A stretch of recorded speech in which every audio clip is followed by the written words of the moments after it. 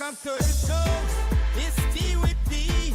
DJ spinning tracks. Got that reggae spree. Tune in the dots. Let the vibes be free. Late night session. Sip that double key. Coming on the late show. Sing it on TNN. Hope you're feeling right. Cause we got the vibes so grand. Get cozy and unwind. With news that you demand. Tea with pizza spot. The best in podcast land. Welcome back, listen us to a cozy nook. Where the beats go like pages in a favorite book. Settling, feel the rhythm in every hook. Tonight's the night, let's dance and cook. You have a great time, make yourself at home. In this rhythmic zone, where the oddities from. See with pizza legs out, where the music keeps you warm. Join the jam, find your peace in the storm. Welcome to the groove, it's tea with me tonight. Feel the reggae flow, let it make the world right. Come and find your comfort, you meet the other's right.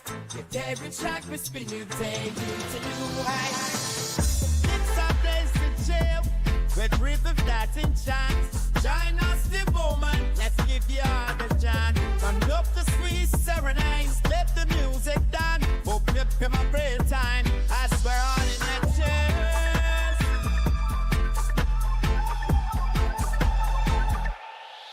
Welcome to the show, it's tea with D. DJ spinning tracks, got that reggae spree. Tune in the dots, let the vibes be free. Late night session, sip that double key. Coming on the late show, sing it on TNN. Hope you're feeling right, cause we got the vibe so grand. Get cozy and unwind with news that you demand. Tea with pizza spot, the best in podcast land. Welcome to the show, it's tea with D. DJ spinning tracks, got that reggae spree. Tune in the dots, let the vibes be free. Late night session, sip that double key. Coming on the late show, sing it on TNN. Hope you're feeling right, cause we got the vibe so grand. Get cozy and unwind with news that you demand. Tea with pizza spot, the best in podcast land. Hey, good night, folks. It's time to unwind. Think favorite tracks, leave your stress behind. Welcome to the show. This time is just for you. Tea with peas, your proof where dreams is getting you. Coming on the late show, sing it on TNN. Hope you're feeling bright, cause we got the vibe so grand. Get cozy and unwind with news that you demand. Tea with peas, the spot, leave your sleep podcast land. If you're building living soil, Stash Base is your foundation. This is a premium dry soil amendment designed to build nutrient-dense media and support strong vegetative growth right from the jump. Stash Base isn't just NPK. It's loaded with organic and mineral inputs like calcium phosphate, crustacean meal, kelp, insect frass, rock dust, and biochar. That means macros, micros, and biology all working together. This is used to build soil and provide nutrition for plants in the vegetative stage. You can mix it into fresh soil, top dress, or side dress. It breaks down slowly with the help of microbes, feeding the soil over time. If you want healthy plants with easy feedings, it all starts with Stash Base. Available here at Growers House. I can't believe diamonds so earth, and I wanna take you traveling the world. I'm gonna love you, babe. Cross my heart and hope to die. Ladies and gentlemen, how are you this evening? Hope you guys are well. Hope you guys are warm. Kicking it fly today, baby, because it's Thursday. That means it's time for a little tea with P. Because, boy, I couldn't... I just was going to say something and I forgot what I was going to say. Miss P, how you doing?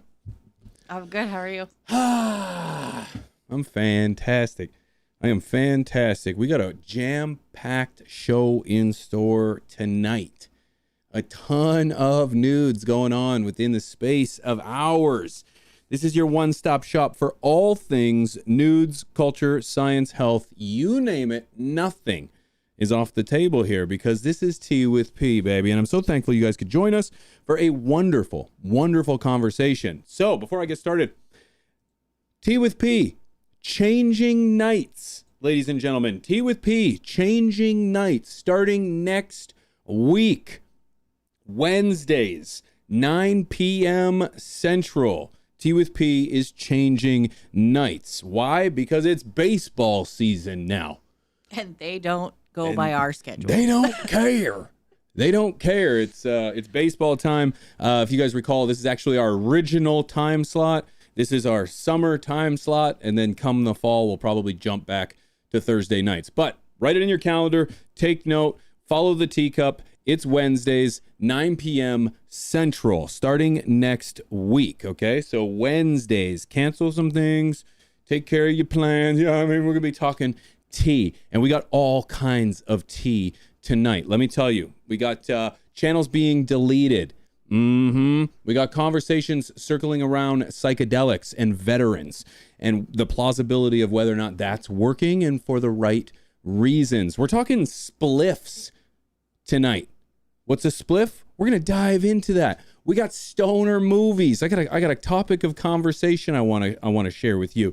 All that and so much more coming up tonight. But before I get into all that, let me say hello to everybody who's pulled up into the chat because this is a live show. So please feel free to comment, say hello, participate because this is not a one-way street of conversation. This is you and I sitting down with friends, enjoying ourselves, talking about all things nudes, culture, science, and health. So, hello. First one I see is Fool Next Door over on YouTube. Good to see you, friend.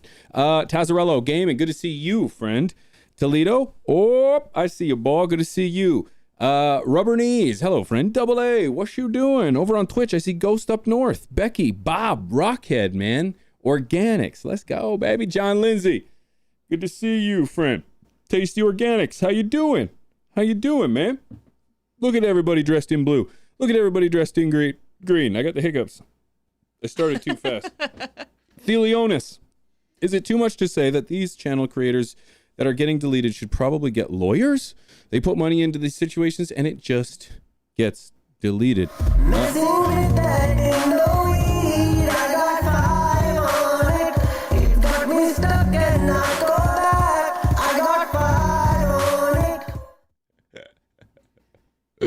Oh God, I gotta fix that again. Thank you for that nice reminder, Mrs. You should have saw Mrs. P just panicking, trying to change dials. Nothing did. Because you tell me every time which dial it is, and it's never the right one. It wasn't that dial. Thank you. I don't even see who that was. It just popped up. There it is. Alienator Gardens. Thank you for that, dude. Everybody over on YouTube's like, what the fuck? Putting 5 on it over on Twitch. Thank you so much for that. I appreciate that. Demonetized. Yep. Not quite. Thank you guys. I appreciate the love. Thank you for that, Alienator. I appreciate that, man. Alienator Gardens, 5 gifted subs. Thank you, brother. Night of Living Soil with a gifted sub to Botanic as well. I'd be growing. Everybody give 5 subs, LOL. Please don't. That'll never, we'll never get the show on the road, eh? Never get it on the road. Thank you, man. I appreciate that. Thank you for the love. Now I know which switch it is. So. Yes, Night of Living Soil. Thank you. Appreciate it. I can't believe I haven't changed. I actually literally thought about that too, and it quick thought in and out. I literally meant to ask you when we were changing the title before the show. Did you change that obnoxious noise? Did you remember to get rid of that? No. Or at least turn it down? It just flows so well. We have a lot to discuss tonight, ladies and gentlemen. And before we do get into all of that, I got a question that I want to ask you. Okay? Stoner movies, friends. Stoner movies. Here it is. If stoner movies didn't mean movies about smoking weed, but instead movies that are fucking awesome or amazing to watch when you're high, what are your favorites?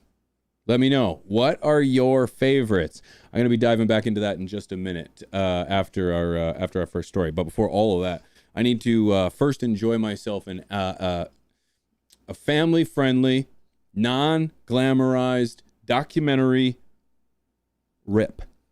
I got to. And I'm asking you, friends, what are you toking on? What are you toking on, my friends?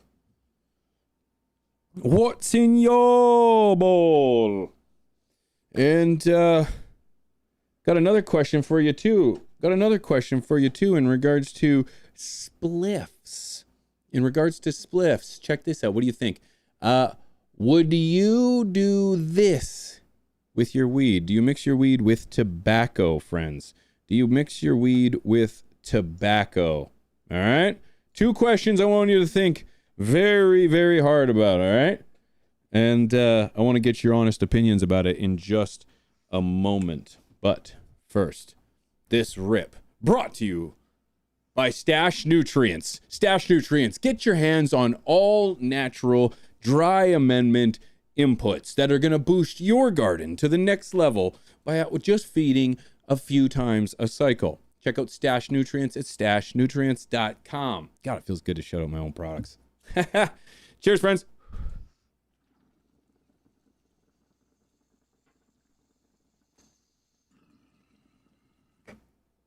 I didn't mean it.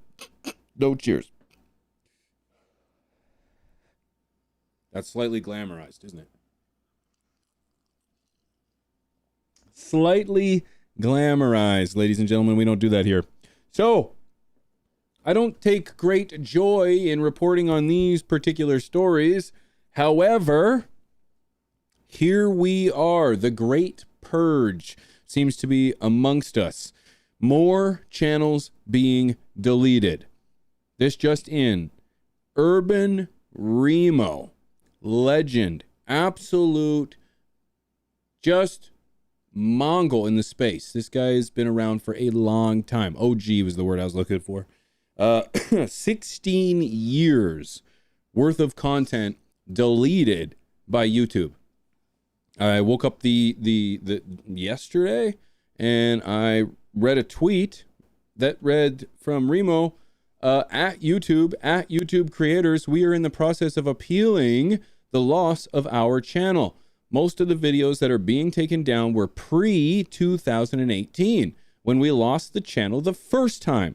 There's a lot of history being erased. People that have passed just gone.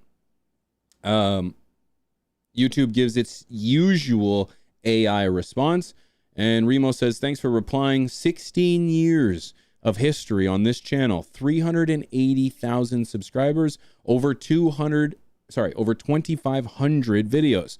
My channel was never monetized. I stayed on the platform to help people find information about legalization. No one should go to jail for a plant. Absolutely heartbreaking to hear the news, especially on the heels of hearing about the news of our boy Matt from Strange Show. And so I retweeted the response, and I simply just said, sorry, incredibly sorry you have to deal with this. And Remo was kind enough to hit me up with a response that said, what's crazy is they took down stuff that they had already gone through. Losing some of the content from some of the old breeders and historical people like Franco and Milo has been really sad. I think it's often overlooked, perhaps not even cared about by these platforms, of the amount of history, culture, and just information, education that is being lost through the complete ban and censorship of cannabis on this platform. It kills me to see that someone such as Remo, who not only has been in this game for 16 and on YouTube for 16 years, which is an incredible thing to say, but it's like he's created an incredible community, persevered through the hardest times on YouTube.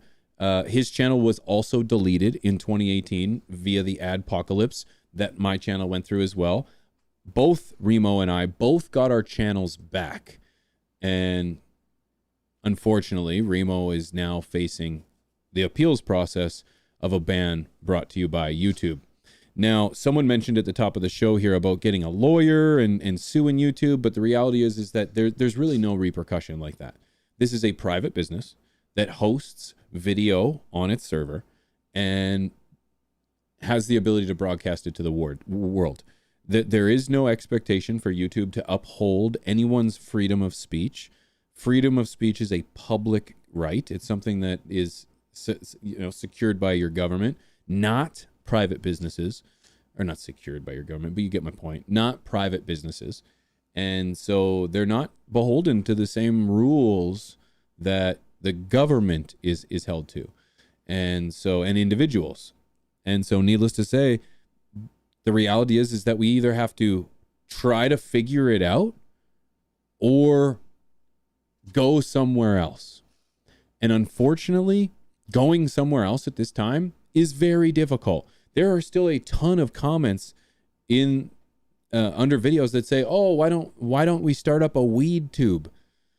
And I think you guys forget that there was a weed tube, and it went belly up, faster than freezers in the Arctic. It's just, it doesn't work, particularly when you focus a platform on such a niche subject. Pick the subject and then try to think of pick a brand, or pick a subject that has its own devoted publishing that's trying to make it seen to the world. It's just very difficult. And cannabis, trying to make it in a world where it's just already highly suppressed, creating a platform that's going to have the impact that's equivalent, let alone better, is next to impossible. You can't compete against Google. People are going to go to YouTube for this information. YouTube is so large that it has the inability to enforce its own rules consistently and evenly throughout its base. The only reason that I think a lot of cannabis channels exist today is only because they merely have not been discovered by YouTube's algorithm or YouTube's AI censorship tools. I think once they do, we'll start to see more channels being hit with this issue. And so I want to remind everybody that if you just so happen to see any channel disappear or any site get taken down, it's very likely that it was taken down due to suppression and due to the fact that we focus solely on cannabis. And cannabis, even though is going through changes right now, still struggles to gain that same kind of awareness and reputation that other drugs and other products get in the world today. So my heart goes out to Remo. My heart goes out to the people that relied on that content. Not relied on the content per se, but really, relied on the content for a good time, man. I used to watch Remo all the time. I remember when I started using Remo nutrients, and I remember calling them up, asking questions, and them being patient as hell with my ridiculous questions and breaking everything down for me. And that's really where, honestly, it was between Remo nutrients and Green Planet nutrients that really broke down nutrients for me, because I could just call them up and ask. Now they've gotten a little bit larger since then, but these are companies that are really about it, and I appreciate that. So my heart goes out to Remo. My heart goes out to the Urban Remo channel, and I sure hope they're able to get things to turn around. Remo is right, never monetized his channel, was never trying to make revenue from his adventures on YouTube, and still wasn't enough. And I just think it's just kind of it's disheartening. And so my advice to Remo, it would be the same advice that I gave to Matt last week, would be now more than ever, double down on content, push your mission. You have to yell, you have to scream louder than ever. Remo Nutrients has a YouTube channel. Okay, it's got 25,000 subscribers or 15,000 subscribers or something. So check them out. They've been posting on that channel for a very long time too. That's Remo Nutrients. You can check that out. They're still there. But the Urban Remo channel has been deleted. Support the channels you watch and love. Norma G, you're right. And Norma G, I appreciate you for bringing information to the table as well. It seems as if, again, we're seeing this coordinated effort, or this coordinated collective to remove cannabis channels. We saw Mick Cannabis Luke lose his channel just a few weeks ago.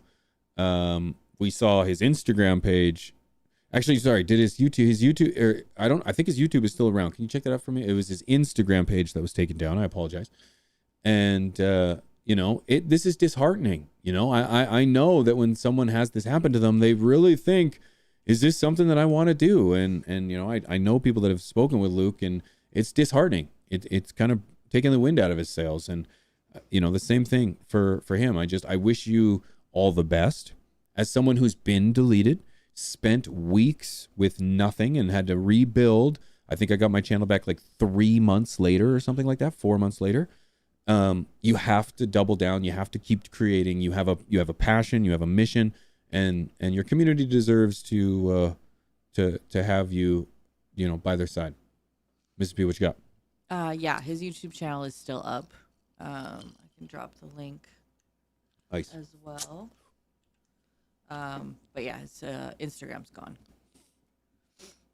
Yeah, so that's unfortunate. Mr. Q also lost his channel, his YouTube channel, like a month ago. So it's just, he's going through the appeal process right now as well.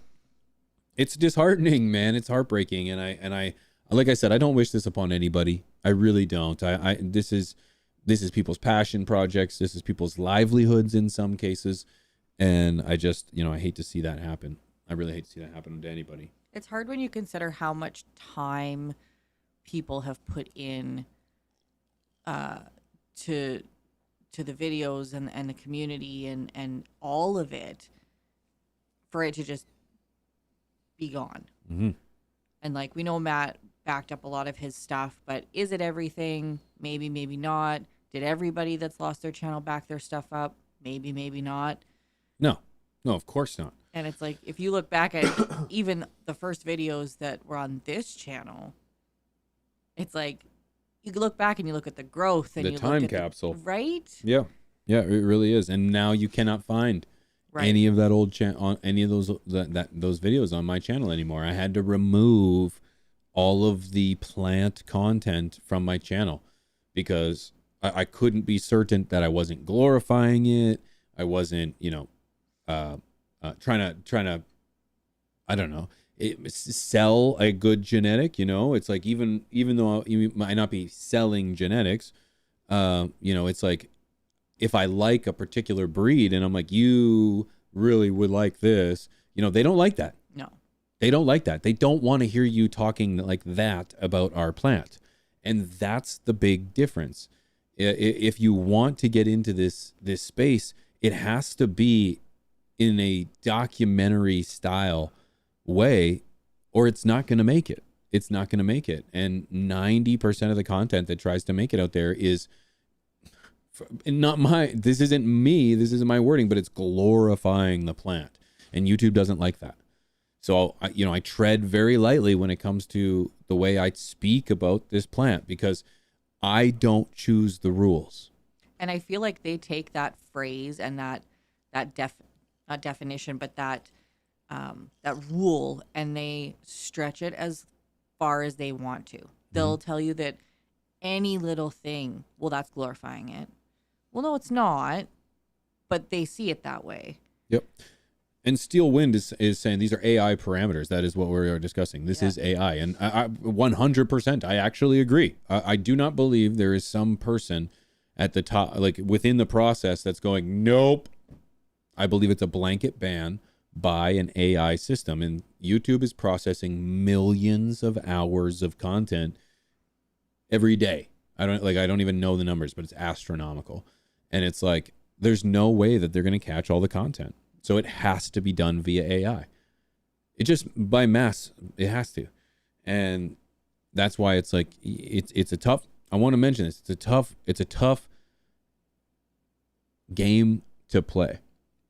And I've been called all kinds of things because I don't show plants on my channel, which, I do a little bit here and there, but I've been on this platform for 10 bloody years.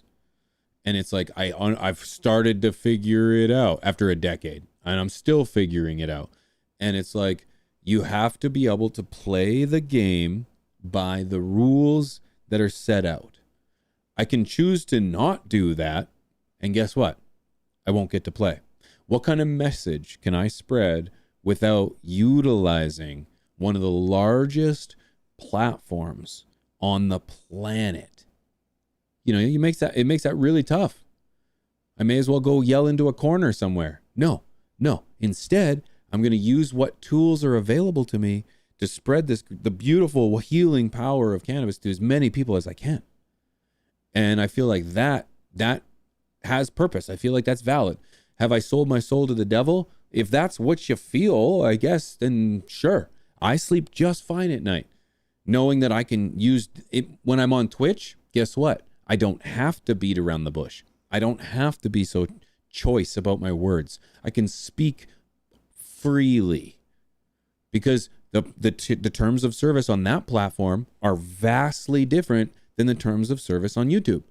So on Twitch, I'm way more lax about it to the point where I don't care, because the terms of conditions as set out by Twitch specifically say if you are not in violation of your local laws and ordinances, and you are not in violation of our TOS, like terms of service, there's no issue. So that's a great policy to have. And so when I'm on Instagram, you know, you got to be a little careful as well. I show plant content. Some people can't. What's the reason for that? I don't know. But it's like you use the platforms for what they are. X, Twitter, lets you get away with just about murder over there. And it's like, so you can play that system. Now, again, you're yelling into a void of darkness when you talk over on Twitter. But, you know, there's that. But the thing is like, there's other platforms as well. You know, someone said THC Titan is gone. Yep. But he's over on Rumble now. And, you know, I'd like to sit and talk shit about Rumble, about, you know, being small and not being able to compete. But the reality is that if we never give these platforms an opportunity to compete, then how are they going to compete?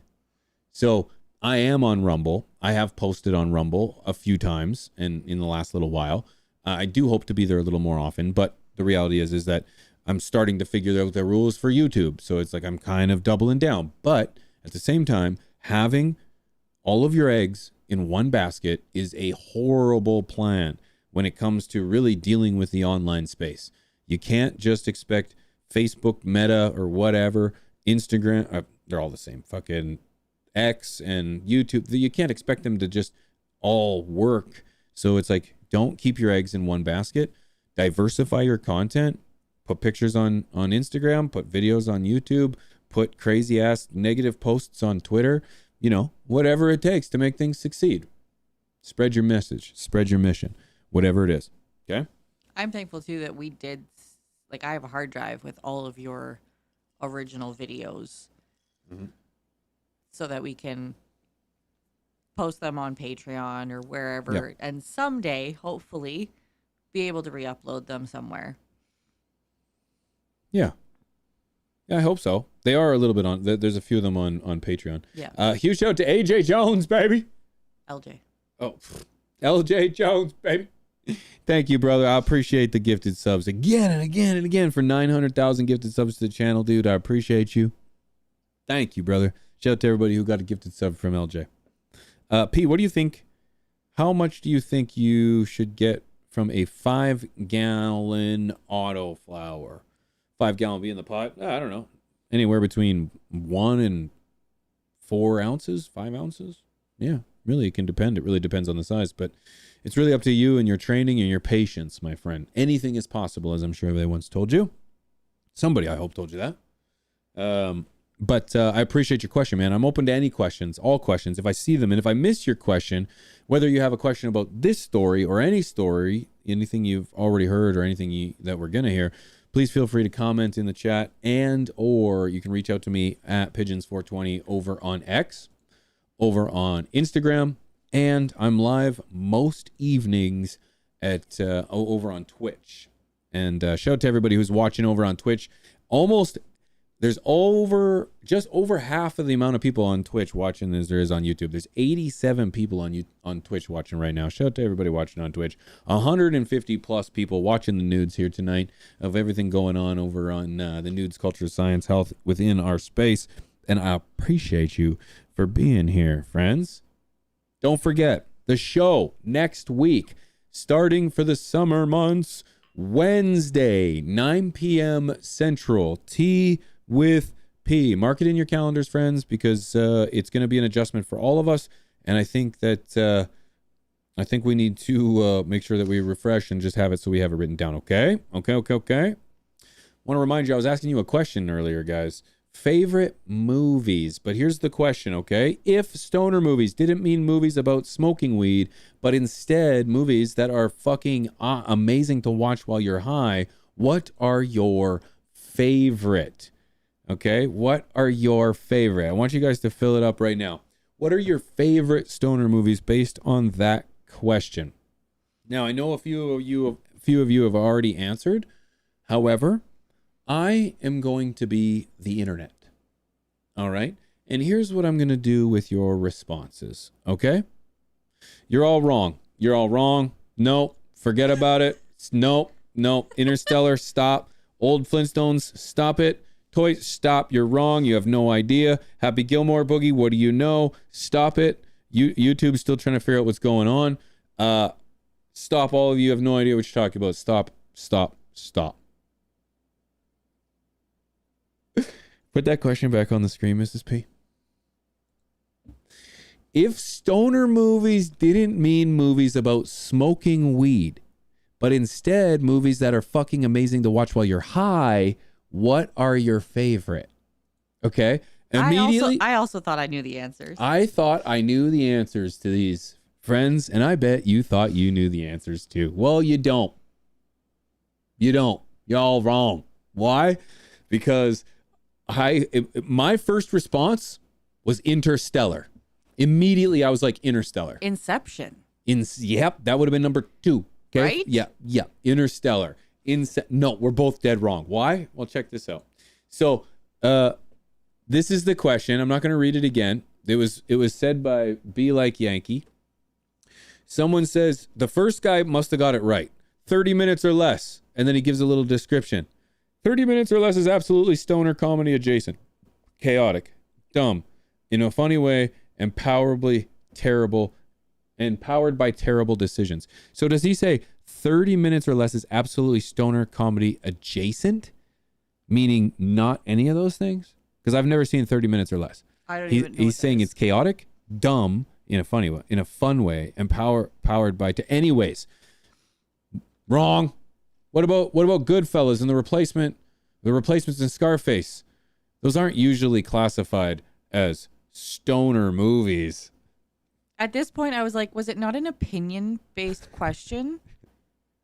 Like, this is someone's opinion, what they would enjoy watching when they're high. Mrs. P, you're a girl. Shush. You don't even know. Okay? Clearly. Go down.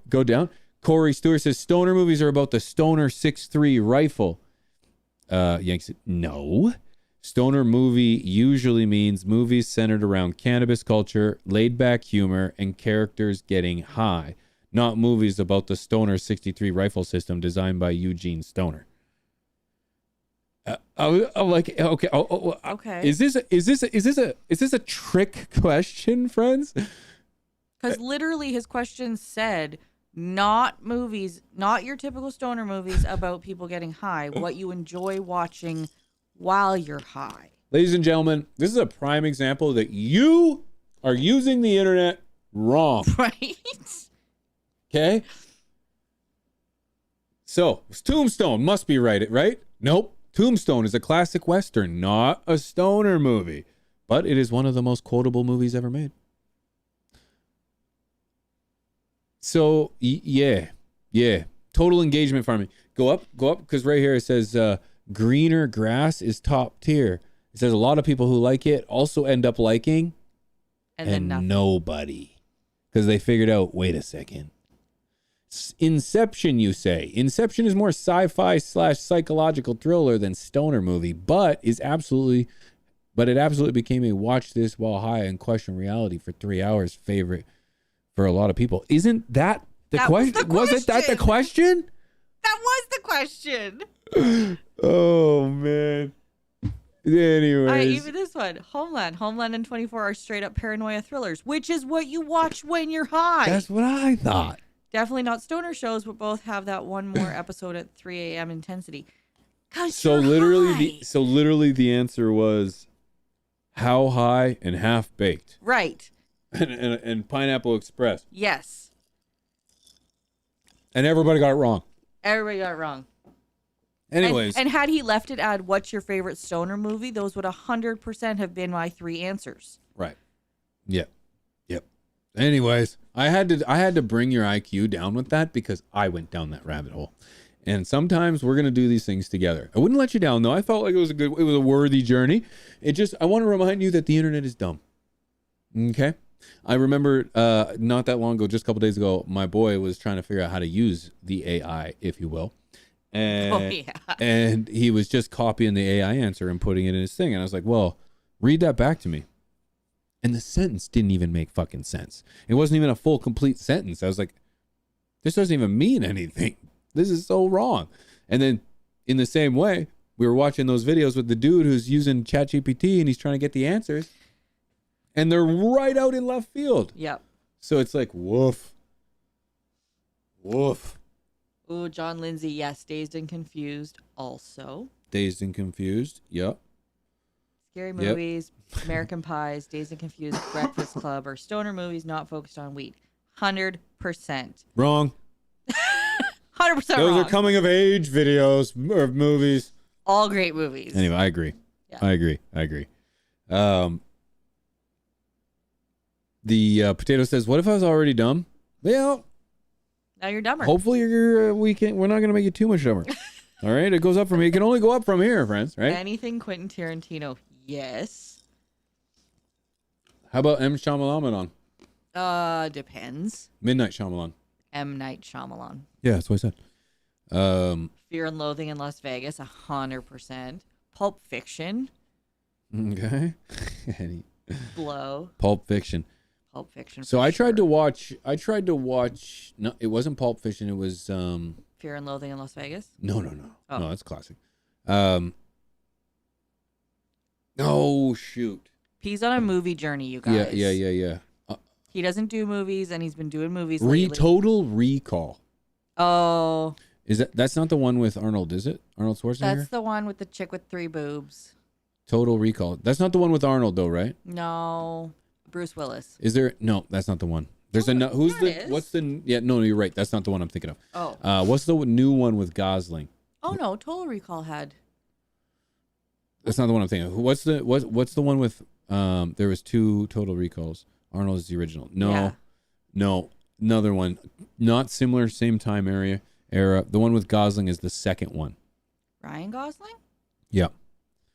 It's not Total Recall. It's like I tried to watch it. I really want to know the name of this, but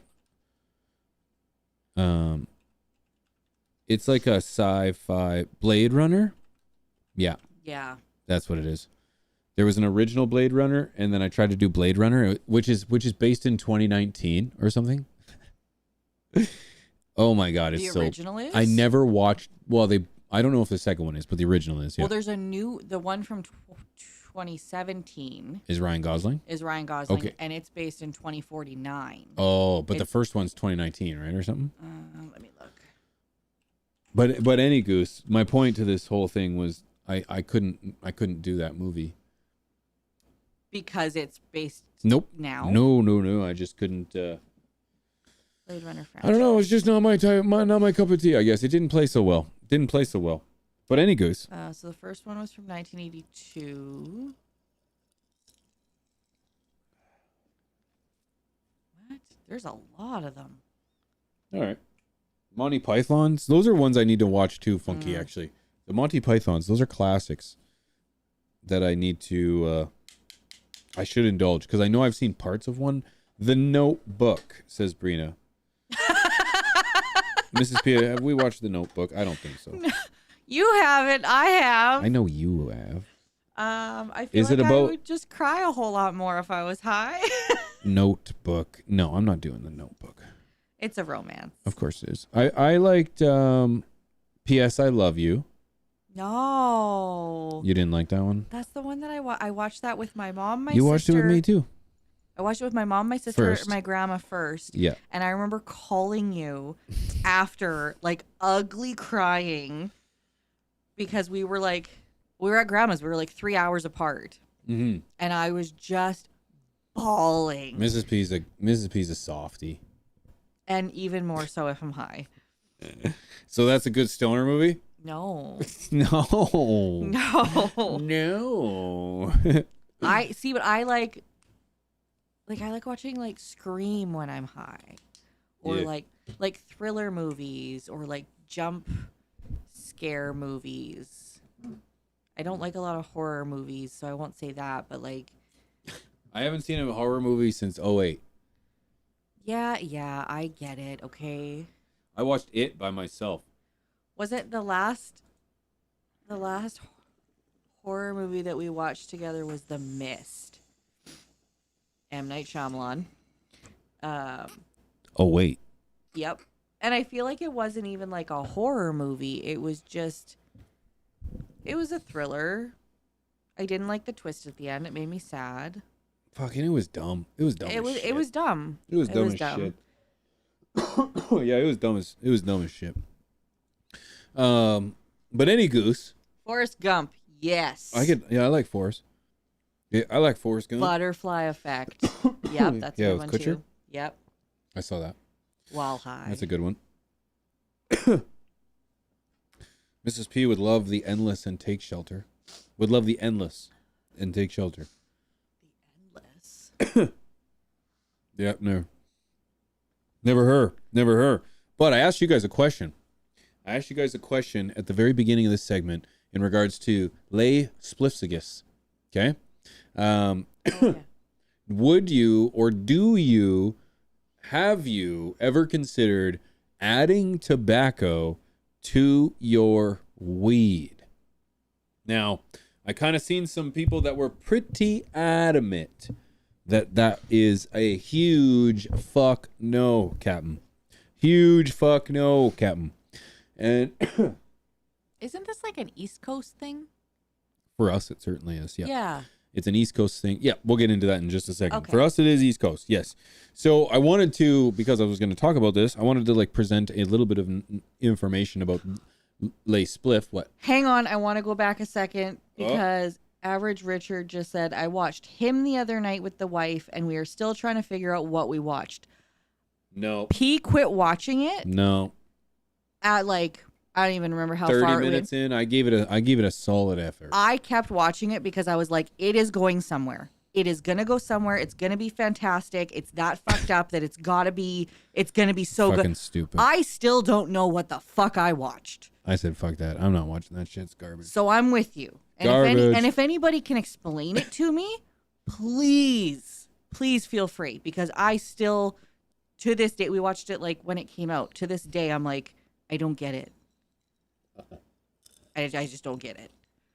So you're not alone. Anyway, sorry. Back to the spliffs. We'll just edit that part out. That's all good. Spliffs. I tried to prepare a little information in regards to lay spliff, and the reality is that like most kind of lore of cannabis, you know, the information, the specific information can be a little bit spotty. However, it seems as if the not necessarily the term first, but the process of putting tobacco into your cannabis originated in the Caribbean, possibly Jamaica, kind of popularized through the Rastafarian culture in the 1930s and further popularized by guys like Bob Marley. The idea was like a marijuana cigarette. It was combining both tobacco and cannabis. Now, tobacco wasn't always the choice herb. Multiple herbs were used and mixed with tobacco to enjoy the high. And so this technique kind of made its way overseas to Europe first, where it was kind of popularized in Britain. And then for me and us in North America, kind of came over throughout the 60s and 70s and later in 80s. And so it's nothing more than like whether you roll up a joint and you roll up a spliff, tobacco, and you sprinkle in a little bit of weed. Now, the key difference to what was being used in the past is that it wasn't necessarily mixed with flour off the start. It was mixed with hash. And this is where that aha kind of comes into mind, because a lot of people are like, no, I would never smoke my herb with tobacco. Well, what if the only way to really consume your herb or your product was to sprinkle it on your cigarette? So that made a lot more sense to me as to a reason as to why somebody might be mixing their product with tobacco. Also keep in mind too, I'm not too keen with the process and chemicalization of tobacco from back in the day to today, but I would be willing to argue that the tobacco of today is far more worse than the original tobacco that we were smoking probably hundreds, if not thousands of years ago, for obvious reasons. So I feel like mixing the two back then would seem like it was more of a necessity rather than for pleasure or joy, because the only way to consume your hash would have been through another device, and why not mix it with your tobacco? Now, I also started to think, well, why would somebody else continue to do this today? Well, I think there's multiple reasons, but one of those reasons is, as someone who does occasionally consume tobacco, I can tell you that there is a head rush or like a tobacco high buzz that you get after consuming tobacco. Now, back to the argument of whether or not that's the chemicals in it or is that the tobacco itself. We'll save that argument. But the reality is that happens. So when you combine the two of them, there is a different feeling that could take place there in the user that could be enjoyable, right? So there's that, where you're combining two separate highs, if you will, for lack of better terms. The second reason that I thought that was kind of relevant would be for necessity for legal reasons, because obviously weed is illegal in a lot of places. It is it's much easier to hide your stash inside a cigarette than it is to try to roll up a joint and smoke it.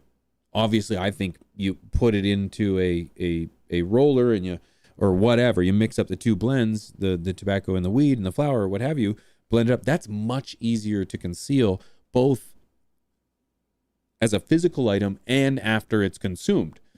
Cannabis has a very distinctive smell, but I think if you were consuming it out of your cigarette, I feel as if, it'd be blended a little bit more and it'd be a lot easier to pass as like just smoke coming from afar. So I seen a very heated, or not maybe heated, but I seen a very passionate conversation that was happening online between Drew is sharing and people who were criticizing him for his stance on rolling tobacco and weed together. And I have those tweets. So Drew says, to the question, do you also mix your weed with tobacco? No. I want to taste my weed. And mixing one of the most medicinal substances on the planet with one of the most deadly seems pretty silly. And he responds to other comments saying, bruh, I say that I don't smoke tobacco, and all the tobacco smokers get upset as I'm telling them not to smoke tobacco. I don't care if you smoke it at all. Smoke 40 cigarettes a day for all I care. I care about how I smoke. Some people upset because I said I think something seems silly. I think, and he does get a lot of criticism because he has quite an outreach he has quite a large following. I think lots of things are silly. Everyone does. You probably think having green hair is silly. Does that mean you're telling me that you think I'm stupid for having green hair? No. It means you think I'd be silly for you to have green hair. So anyways, ...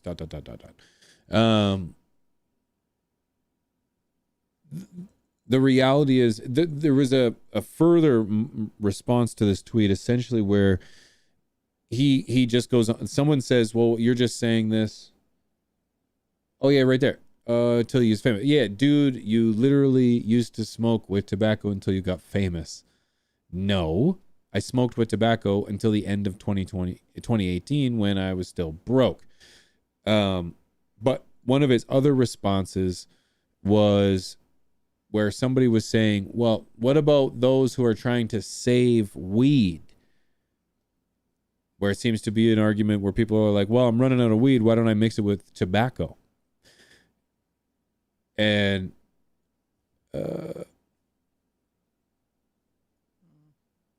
anyways, and he says, well, don't you think it's more expensive to purchase cigarettes to put your weed in than it is to just buy more weed? So a bit of a circular argument. However, the reality is that I think whichever and however you enjoy consuming your cannabis, I think is fantastic. If you enjoy consuming cannabis with tobacco, who am I to tell you otherwise? If I'm here to, if you're telling me you like to enjoy your cannabis only in the evenings before bed, who am I to tell you how to enjoy your cannabis? If you can only consume edibles and you can't smoke weed, who am I to tell you how to consume your edibles? The reality is that we had an honest conversation about cannabis, about mixing tobacco and cannabis, why people may or may not want to do that. And I think if you are in a position where you have to do one or the other, or you choose to do one or the other, power to you, partner. Power to you. Here in Canada, it is an East Coast thing. We don't really see a whole lot of spliffs out where I'm from. It's like a Newfie cigarette. The Newfie cigarette, yep. I actually found a nice chart that breaks down the different styles and the benefits. Okay. So look, you got a joint, a spliff, and a blunt. Oh, I can't The see joint, essentially, I can't read any of this, but I'm sure people can. A joint essentially is wrapped up in paper and just consumes cannabis, where a spliff is a bit of a joint, or not a bit, but is a joint that consists of both tobacco and cannabis. And a blunt, which is often confused, in my opinion, or mistaken for other things. A blunt is cannabis flower that is wrapped up in traditionally a tobacco leaf. And so now you can argue, I guess, that there's hemp blunts and so on and so forth, but a blunt is usually weed wrapped in a tobacco leaf. And when I was young, I'll be honest, I did not know that. And a blunt to us was a really fat joint. Mm-hmm. It was you got a blunt? Yeah, I got a fucking blunt, dude. It was just this fat joint, but it was just a fat joint. It was not a blunt. And so, yeah. That's the difference. If anybody really needed a... This does kind of speak to what you were saying. It says, for a spliff, it says the effects of cannabis and tobacco are mixed, giving users a stimulating and energetic buzz. There you go. The blunt kind of says the same thing, considered to be the heaviest hitters due to the interaction between the tobacco paper and the cannabis. Yep. There it is. I personally find I can consume a blunt far better than I can consume a joint. Mm-hmm. Yeah, a joint I find is really, which I think is, maybe it's only because my lungs are a little more prepped for tobacco. Maybe, I don't know, which is weird to say because I'm a weed smoker. But when I smoke a joint, it's just the paper it's harsh on my lungs. It's just, I usually cough, and I'm usually hacking up a lung long before I'm too high. It's like, no, I'm done on that. But I'll take some of this. I'll take a bong rip instead. But I feel like there is like a smoothness to the rolling, like the blunt wrap that you don't get with a joint. Say that again. Sorry. There's a smoothness to smoking the blunt wrap, like the tobacco leaf. Yeah. It's not as harsh. It does feel smoother to me. But I'm sure somebody.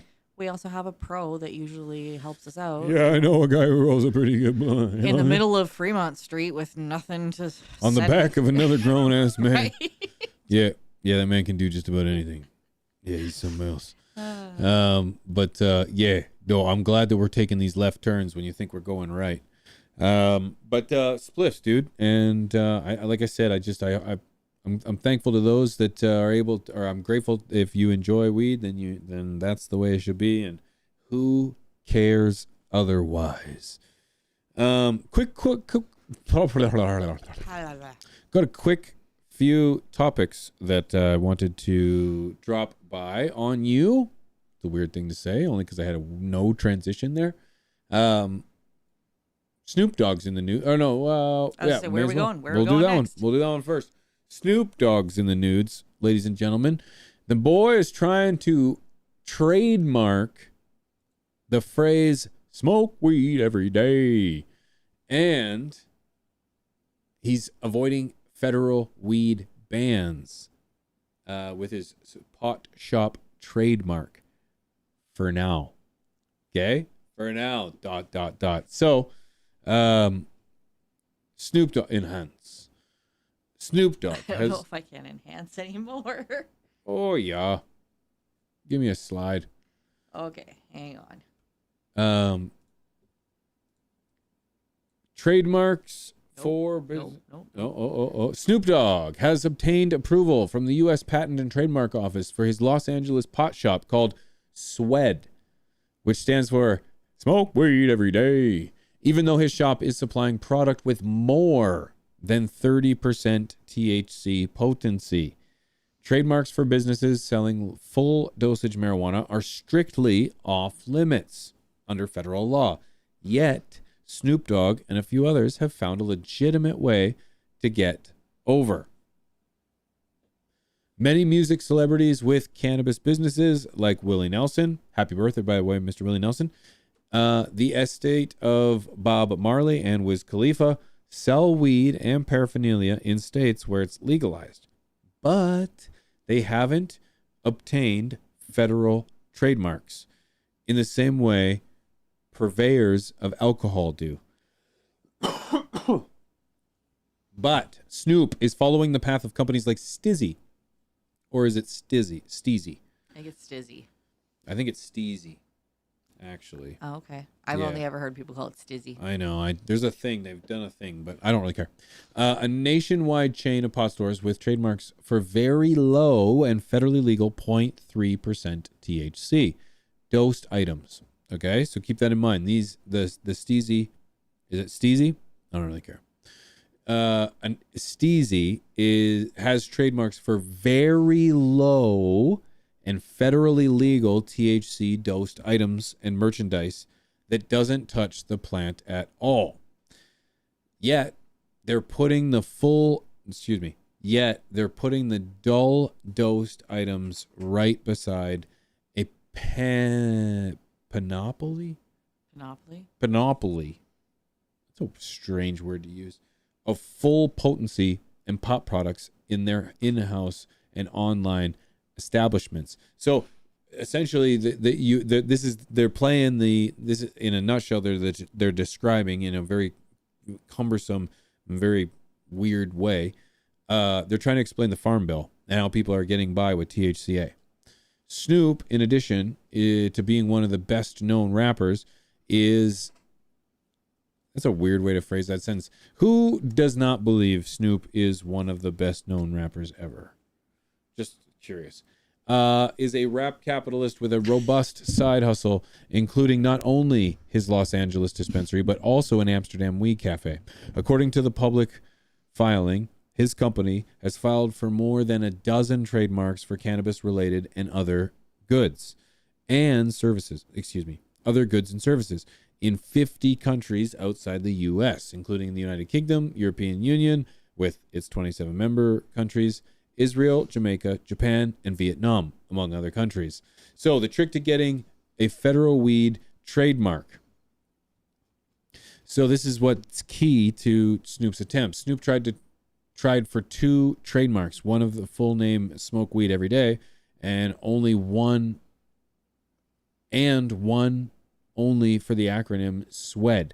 The former was shot down in March, even though both applicants were for the same service, running the dispensary. Anyways, this wasn't the whole point of the story that I wanted to get into. My point is that everything's being patented, patented. I think that's ridiculous. Just trying to patent the cannabis industry as a whole. That scares me. The second thing that I don't really think is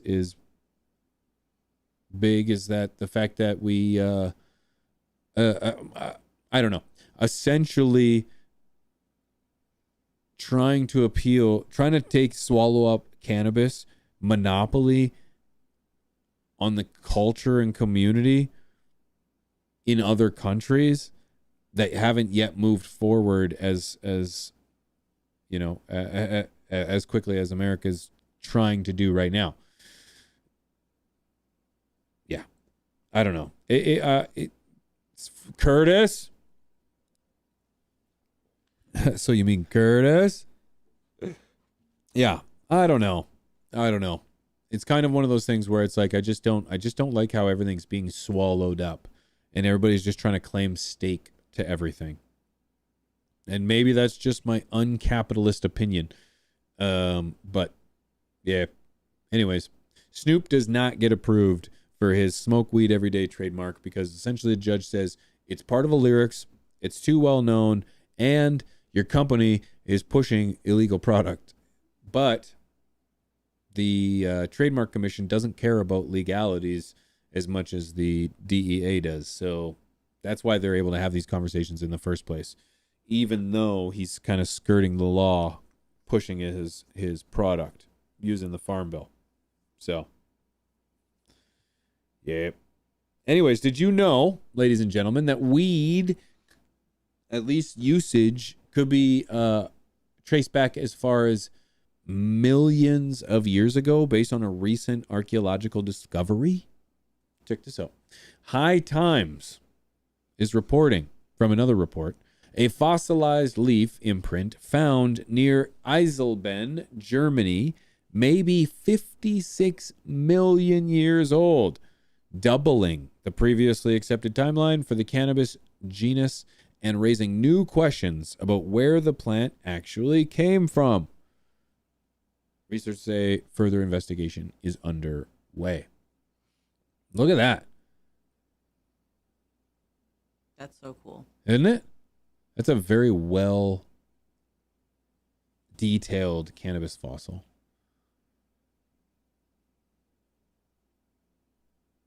I'd be curious to know how it fossilized. Was it, wouldn't have been, I don't think Germany has volcanoes. I don't know. Maybe it was sap or mud or something. Interesting. But crazy nudes. Also have another story. Want to crank this one out quick. Yeah, the monks, Mrs. P? The monks? Yeah. I just wanted to share this one. I can't remember if I pulled this one up. I don't know. Oh, turns out there was like over a dozen monks arrested for smuggling pounds, if not kilos. It'll be in my likes. Kilos of weed. And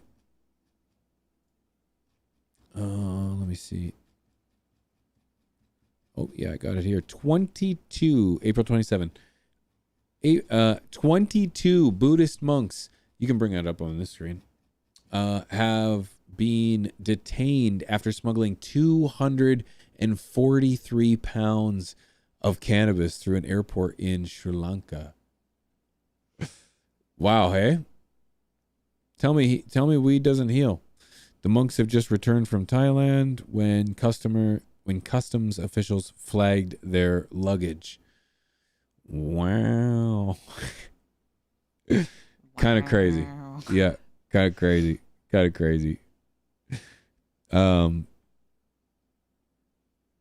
Yeah. Weed is used by everybody, friends. Weed's used by everybody.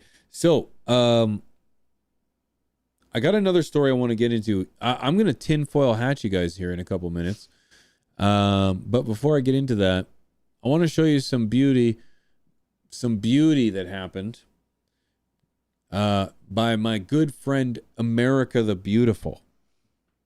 So somebody asked me earlier in the show, how am I enjoying the NHL playoffs right now? I think that's what they said. They asked me. I saw NHL playoffs. Needless to say, I'm enjoying the playoffs very well. Bruins are down 3-2 against the Buffalo Sabres, and I'm a little bit worried about it. However, I think the Bruins are going to come back, and they're going to come back heavy.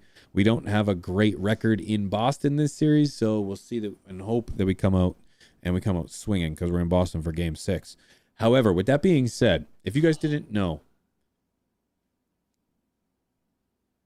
I am a huge Boston Bruins fan, okay? I can get into why in a minute. People have called me a traitor, actually, because of that.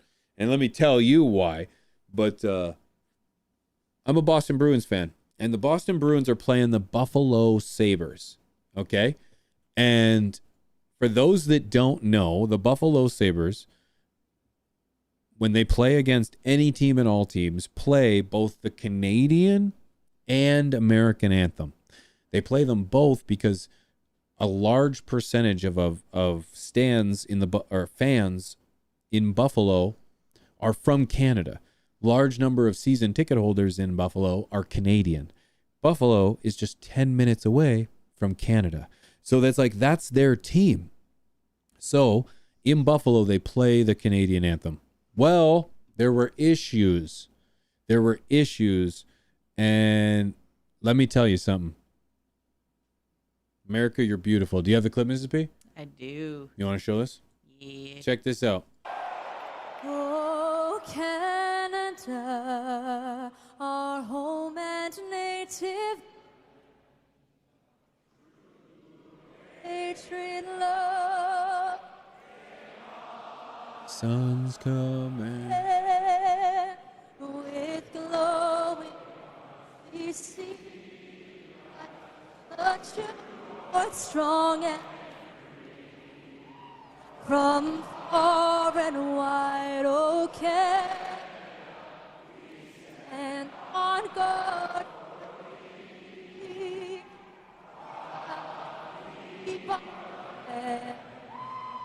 Glory.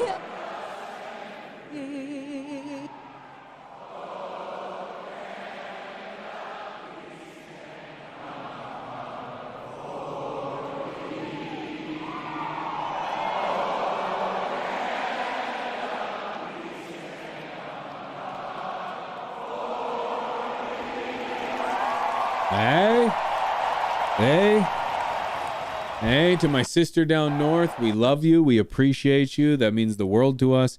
And if you can go to my replies, Mrs. P, a little bit higher. There's one where I think I said, Mrs. P, are you okay? No. It's very touching. Ugh. It's very touching. It's very touching. And as your Canadian, as your sister from the north, we love you. We appreciate you. Your little sister. We see you and we appreciate you. And so I saw this clip here and for any of those that are like, what the fuck? I'm trying to right here, under my replies, Mrs. P, like the fourth one down, Viva la Stool says nailed it. If you could throw that clip on, please. That's America. You damn right it is toxic. Yep. What a name. You got it? This one? Yep. Does everyone in Buffalo know the words to "O Canada"? Like, does every hockey player know that? Buddy, yeah. I mean, do you not know the words to "O Canada"? No. Why would we? We're Americans. Oh, yeah, you guys are so fucking hardcore. Why don't you enlist in the army then? What? What the fuck, dude? The Canadian? Yeah, The Mount? that was. Why don't you learn how to I chug want a to be a beer? Mountie. Who don't know the words to "O Canada"? Who doesn't know the words to "O Canada"? I think a lot of people probably don't know the words to "O Canada." No, You none guys of us aren't do. hockey fans. You guys aren't hockey fans then. No, why would we learn the words? That's the most. Yeah, dude. Learning the words. I never learned the words. I just know it from hearing it so much. "O Canada." Oh, sick, our dude. You home played in the league. native land. Yeah, you're welcome. Stand beside her and God. I don't know. I sang it once. Remember at the Rough and Rowdy in Providence? They pelted me with beers. You probably know more than you think. I do. Put on the tune. You're right. Oh, Canada, our home and native land. Truth for sun, and all our hearts demand. From south to south, and south to south, the harvest of the sun. Oh, Canada, we stand on guard for thee. Oh, Canada, we stand on guard for thee. Oh, yeah, we know all the words. Nailed it. Nailed it. All right. I want to say, I don't know all the words to the Star Spangled Banner. I'm sure I'd be one of those people that have messed it up on a million different occasions live on television. Sure. But I know enough of it. I could hold my own in I a could ceremony. hold my own, Yep, same here. 100%. I could do as good as they did. Because not only do I watch a shit ton of American sports, We specifically watch hockey, sports. Yeah. but I respect the crap out of your country. Yep. And for Amen. for them to do that for us in the state that the world is in is amazing. Yeah, that's it. Hey, you know what? When in a world that we're in, it's you got people who are close, right? You've got your brothers, you've got your sisters, and it's important to keep them close. And this is why sports are important. And this is the difference. I think the problem that we have in all of our nations is that we treat politics like sports. We shouldn't have favorite teams in politics, but in sports, that combat and that competition, that breeds healing. It breeds community. It breeds, I think, positivity, and that's where it should be kept. That's where that competition should be kept. And so, needless to say, yeah, in the world and the climate that we have today, I sure as hell appreciate you guys. I really do, and it means the world to know that, yeah, we got friends out there, man, and I want you Americans, I want my American brother and sisters out there to know that as a Canadian up here, yeah, my country, via my government, is going to shit or has gone to shit. However, that means nothing about her people. That I am her people, and I feel like I am not represented by my government. And I think you feel the same way. I pick your leaders. It doesn't matter. I don't care. I'm not picking sides here. The reality is that we have much more in common than they will ever have in common with us.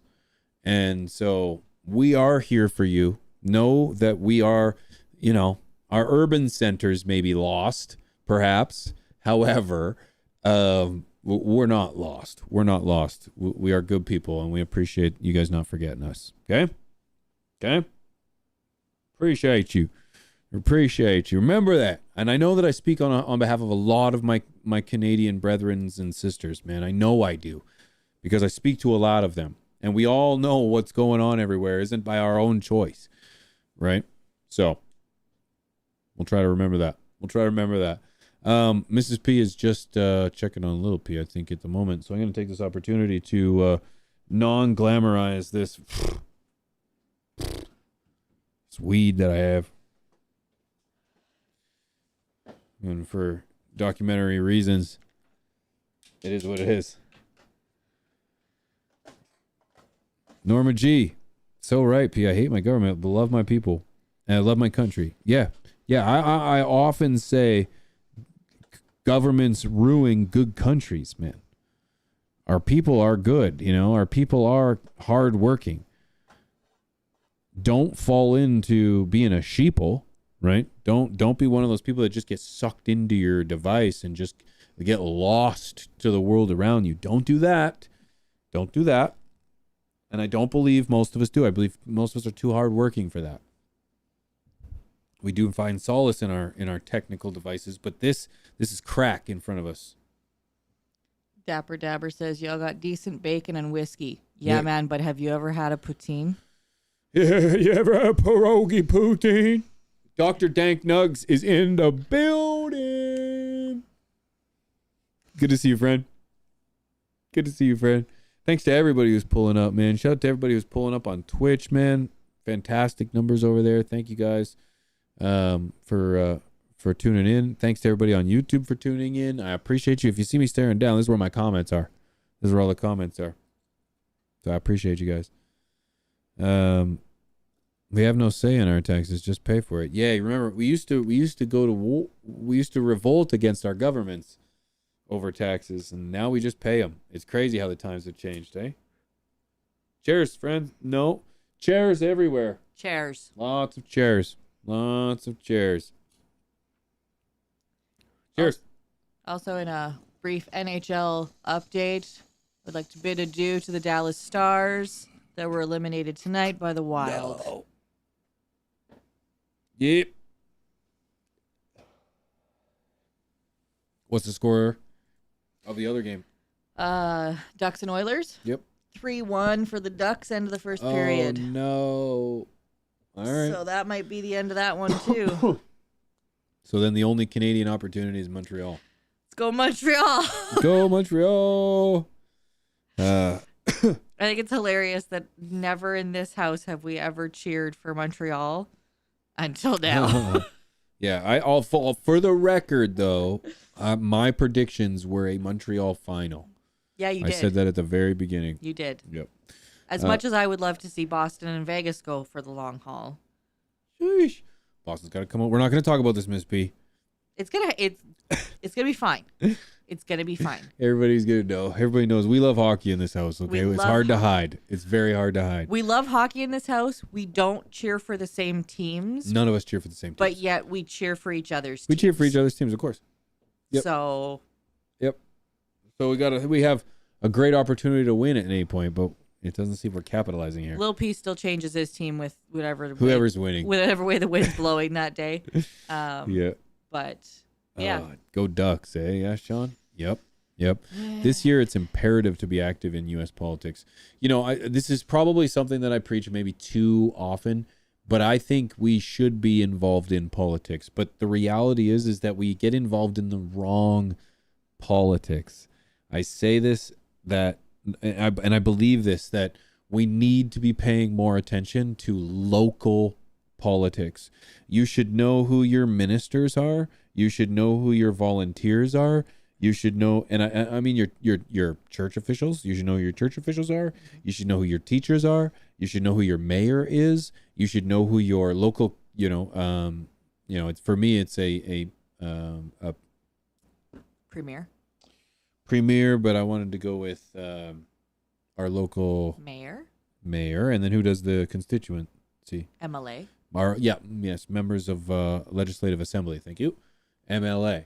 So, and for in the States, it would be like your local, get to know your sheriffs, get to know, these are the things that we should be involved. Our judges, and I'm not saying I've got to tune on all this shit either. Please help me. No, I don't know who, other than the judges that I dealt with when I was a kid, I don't know any of the judges here. But the reality is that these are the politics that have the most and direct impact on our lives. The teachers that are teaching our children, the police officers, the sheriffs, the deputies that are patrolling and enforcing our laws, the politicians who are forming our policy should be people that we know of, that we should understand who they are.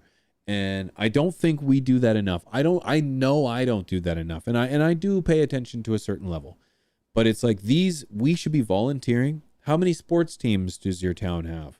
How many volunteers are there? How many kids are in your local school? How many, these kind of things are very important. These are very important. And these are the things that I think would have the most and biggest impact on our daily lives, that we start to change those things.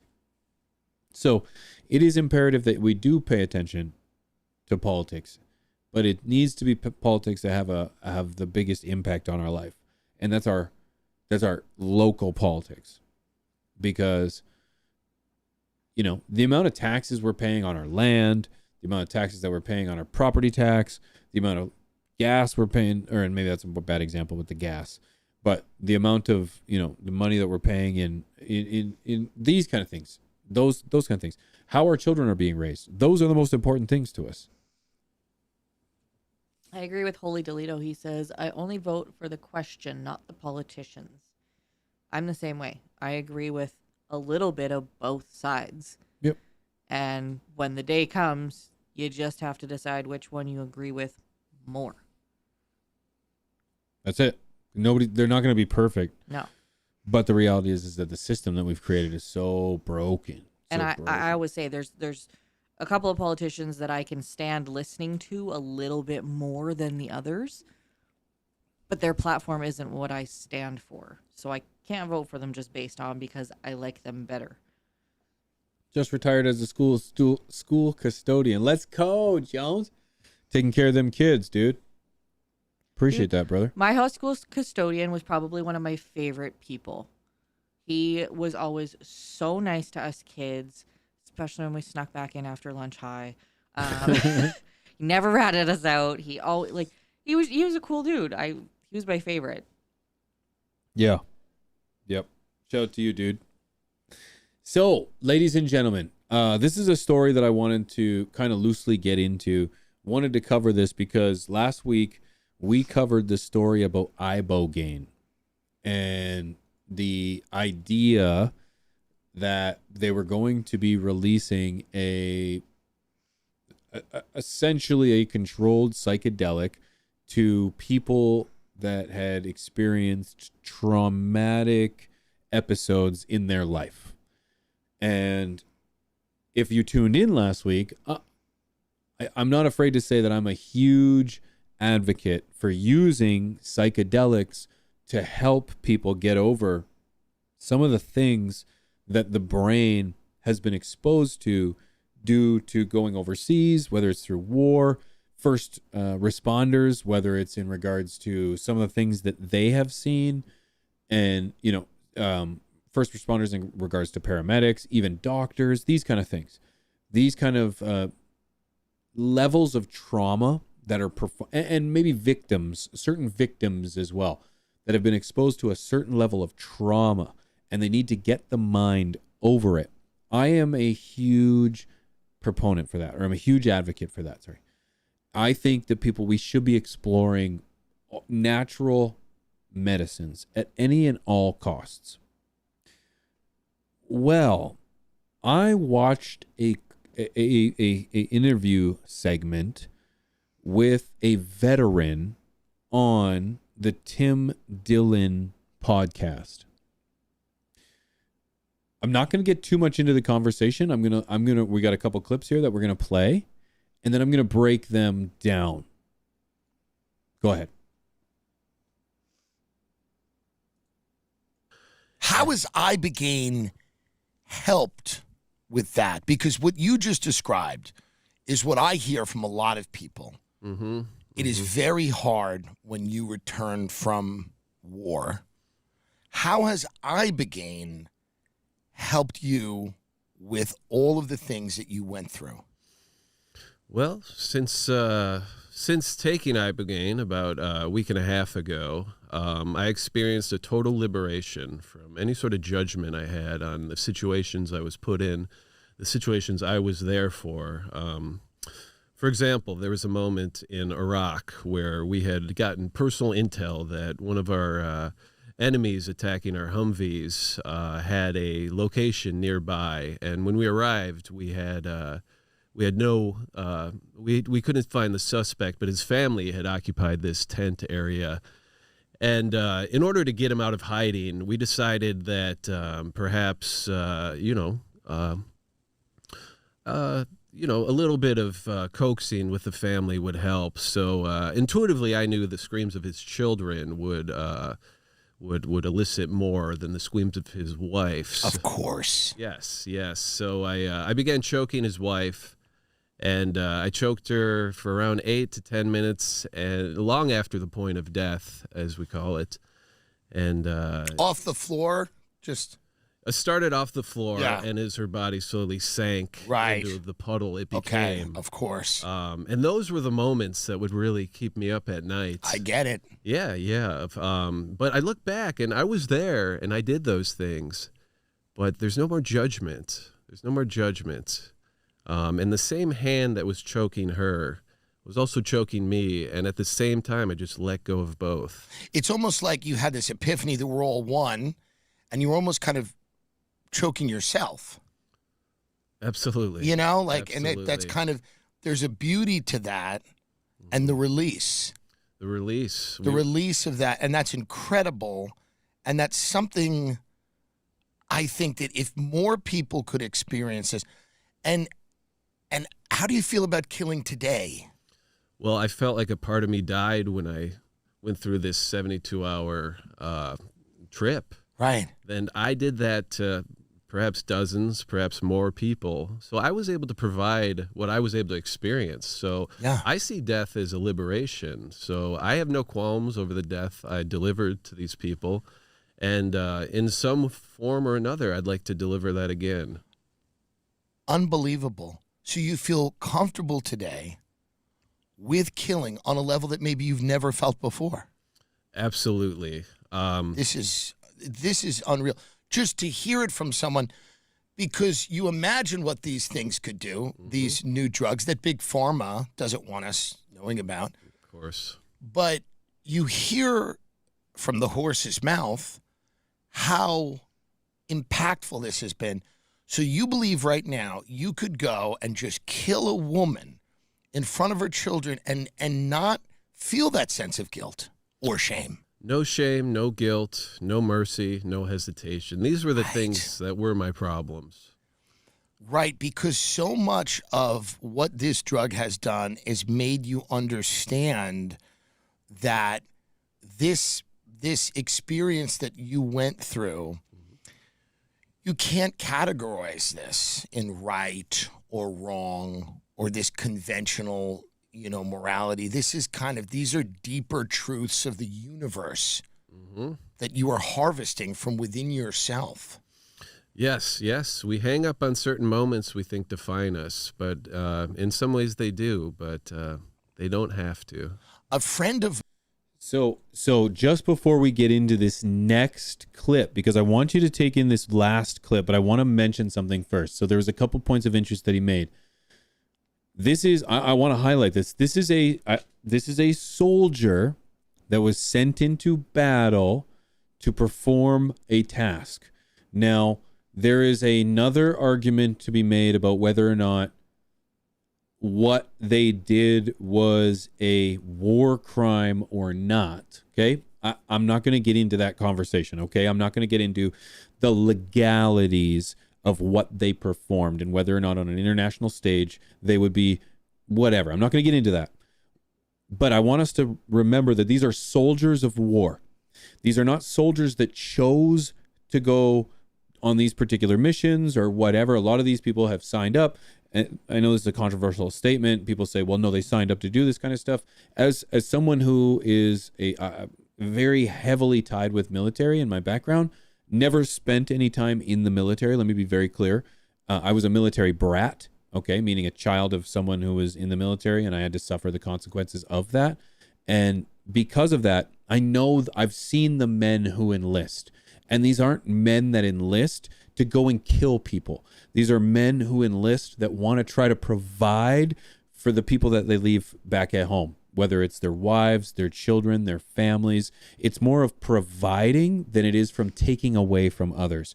And I stand on that. A lot of men and women who have inscripted to the military. It has nothing to do with killing people. It has nothing to do with taking life and ripping from people. So when people say that, well, they choose to go to battle, no, they don't. No, they choose to go to work, but they don't get to necessarily choose the task in which they're going to perform that day. And so to digress, this is a man who has performed tasks, duties as handed down to him by his government. Did his government or tell him to go and murder a woman and children or whatever? I don't know. I wasn't fucking there. And nobody does. Nobody does. But here we are. I just want to break this down with a human being that has been involved in some very traumatic incidences. Traumatic is a scale, and then whether you want to think of it as something that's kind of like on the scale of horrific, which is like just grotesque, or on the things of just the consequences to the human brain. And I think they both weigh on this. So it's like, but the thing is that this is a human brain that has sustained damage through trauma. All other things aside, there are people that need to get over that need to be able to provide and provide for the families and be productive citizens back in society, because they deserve it. If anyone for any reason thinks that we should just leave these men and women, these boys and girls, so I use that loosely because it's like you can enlist at a very young age. A lot of these are boys and girls, and they are enlisting. And if we're just expecting them to go out there and come back without the best care, most variable care for all kinds of varieties, then I just don't know where your wavelength is. I don't understand how you sleep at night knowing that you are being protected at home while not caring for those that protected you and protect me every single night. So they deserve this medication. That's a page I'm on. Okay, so I just wanted to make that very clear. Now, this is the but. This is the but. When this man says that killing to him has become almost unhuman, this worries me. And I'll get to why after the rest of this clip. And I want you to pay attention to this because I think I know who they're talking about in this clip. Go ahead. A friend of mine. A family in a car. Killed a family. She was driving. She had a few glasses of wine, and she killed a family in a car. And it's really troubled her. And she spent a very small, insignificant amount of time in jail because she was a person of means. And the family that she killed was not. It's not her fault. It's just the way things are. But it's haunted her. Like she says to me occasionally when she takes a walk on the beach, she'll think about it. I'm wondering if Ibogaine would help someone like her. Undoubtedly would help them. I think incorporating this into the prison system, the military system, the school system perhaps would create a radical shift that I think at this point in our culture with the way things are going would help everything. Because you're really connected. So I encourage you to go watch the full clip. When we talk about incorporating this into the prison system, we talk about incorporating this into the education system. As someone who is pro psychedelics, we need to whoa on that. We need to whoa on that. I completely disagree with the idea of somebody who mowed out someone else's family. Now, I'm pretty sure we're talking about Caitlyn Jenner. I'm almost certain that's the Caitlyn Jenner case. Is that now? Is Tim Dillon and Caitlyn Jenner close? I'm not certain, but he's speaking of someone who had a few drinks, mowed over a family, and then he says someone of prominence. And should that person be eligible to remove those feelings from their consciousness? My answer is outstandingly no. You should have to live with that. There is something about human that builds us, that makes us who we are. And if we think we're just going to get off without having any repercussion, no mental repercussion of the horrible things that we have done to other people, after hearing that once you can take this, you have no mercy or no emotion attached to taking a life, tell me what? Who in their right mind? I just don't understand. I just don't think that that's acceptable whatsoever. You should not be eligible to remove your feelings for damaging, hurt, for putting hate and harm on others. That's something you have to live with. And maybe it's a case-by-case basis, but removing these feelings from human beings is not the answer. It's like there's a reason human beings feel pain. We feel pain so that we can respond to our environments accordingly. If we didn't feel pain, we would die. We would get into temperatures where we would boil, or we would freeze to death, or we would puncture ourselves and not know it and bleed to death. You have to feel pain to live. And the same thing goes for mental anguish, mental pain. You have to feel the pain to live. If you can't feel the pain, what is there to overcome? You're not human at this point, which brings up my concern. Do we have super soldiers to fear out of all of this? Is it at all possible that the government is creating a super soldier to battle, to have no emotion, and to perform better than any robot? They're expendable. They're gone. I just like, is that the case where the government is trying to prepare us for a level of warfare to which we just simply can't react to, and we're just drones in our own skin and consciousness? It sure feels that way.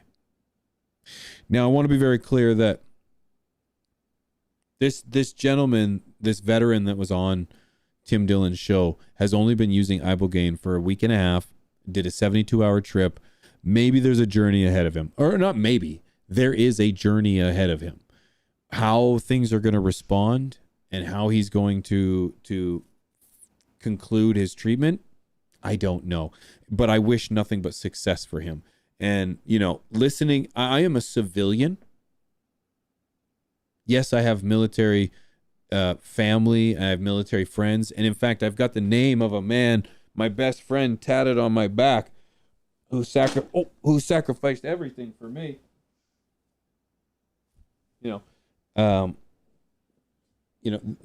Shout out to Trooper Corey Joseph Hayes.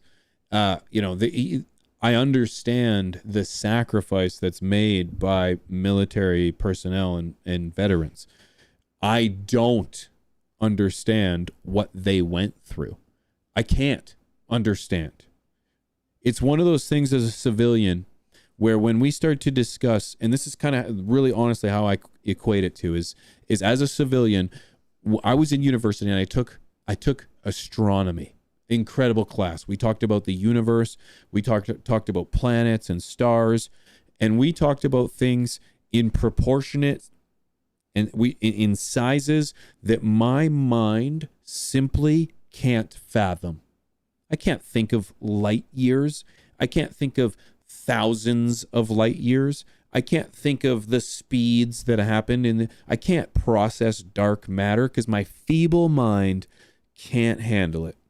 Never did it, never seen it, can't experience. It's just too weak, soft meat muscle to get it. That's the exact same thing when it happens, and what people's perception of military personnel who have deployed overseas have of what it was like overseas. We've seen movies, we've read books, we've heard stories, but we have no fucking clue what happened over there. We'd have no idea what they've seen. All we see is that we send our loved ones away, and they come back broken. They come back not the same, or they don't come back at all. That's all we see. So I understand that this man, this veteran, needs help. He's self-admittedly, he needs help. Let's get that man that help. I don't hold him accountable. I can't hold him accountable. Who am I? The reality is that he did things that he has to live with, and I think we should provide him the medication he needs to get over it. If you mow over a family in your drunken stupor, you do not deserve to get over that mental anguish. Maybe I'm being too harsh, but I think that we need to be very careful with who we're exposing psychedelic treatment to. I'm not talking about recreational treatment. I'm talking about medicinal psychedelic treatment because it's experimental. And we know what mankind has done experimenting drugs on other humans in the past. And it's not pretty. So that's my tinfoil hat. That's my opinion. It scares me. It really scared me. And I really feel for that guy. My heart's broken for him. And so, yeah, I I'm curious what you guys think. What do you guys think about this? Are you optimistic? Are you a little bit worried now? Were you optimistic? Maybe you're a little bit worried now. You're not worried at all? You're like, fucking let's go? Or are you even not that optimistic, more so like let's slow down? What do you think? Twitch is always first to respond. Good subject, P. Thanks, T. Trailblazer, I appreciate you. Chris Cush says, I just watched a vet having a PTSD, and father and other vets were there talking him through it, and it's sad to watch. Yeah. Yep.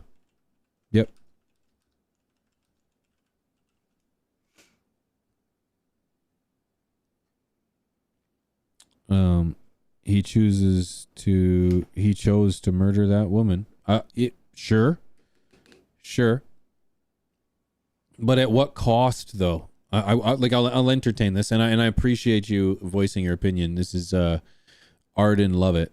He chose to murder that woman. Yeah, but was it by choice? We don't know all the circumstances. I'm sure there could be a file somewhere that says something, but I certainly don't know all the circumstances. I don't even know his rank. I don't even know what rank he was. And if he has to choose between insubordination, losing his job, you know what I mean? Like you could say, well, he took a life. Well, you're in a combat, you're in war, and you need to. Like I said, I don't understand, right? So because of that, because my feeble mind doesn't have that ability to fully understand. I just don't feel like I'm in a place of judgment. I don't think I can be in a place of judgment on that level. I really don't. I don't think I'm in that position. What would I do? I have no idea. Can you fathom a light year? Can you process a light year? Can you process 1 trillion pennies? Could you imagine how many blades of grass are in your yard? You could guess, but you have no fucking clue. That's my point. And maybe I'm affording too much liberty, but the reality is we're talking about the human brain here. And we're talking about war. We're talking about the most evil, like war is evil. War is horrible. War is death. War is bad. I'm not in favor of it in any stretch of the imagination, but I don't get to pick it. I don't get to say yes or no to who gets to go and who doesn't. So with the parameters that are set, that man needs help, and we need to give him the help that he deserves. That's my opinion.